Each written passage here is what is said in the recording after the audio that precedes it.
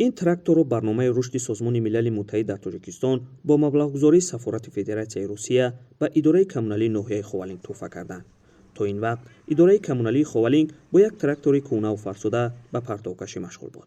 حالا تکنیکای نو کار کارمندان اداره کمونالی را آسان کرده است. این تراکتور برای کشاندن پرتوها از اهالی و شهرک ناحیه استفاده برده می شود. جمع شدن پرتوها در خاولینگ یکی از مشکلات ساکنان و مقامات بود. مقامات در خاولینگ اعتراف می‌کردند که این مشکل در ناحیه تا به حال حل نشده باقی می‌ماند. کارخانه کمونالی ناحیه این زیرتابع جمهوریوی است. بنابر همین پورا مبلغ گذاریش از جانب خود همون خواجگی منزلری کمونالی جمهوریوی وای می‌شود و این خود مبلغ گذار است.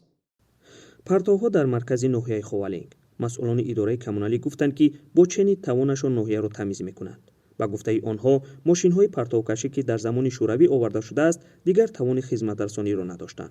حالا با دسترس شدن تراکتور مشکل پرتوکشی و تازه کردن شهرک خاولینگ آسان شده است. تحت 2 ماه می‌شود که ما از همین کمبودی برآمده ایم. با کشاندن پرتوها وضع اکولوژی ناحیه را بهتر می‌کنیم.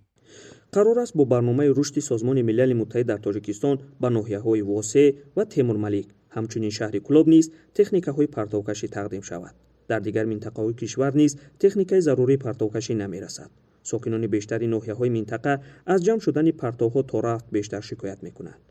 محمود جان رحمتزاده، آزادی، ناحیه خاولینگ.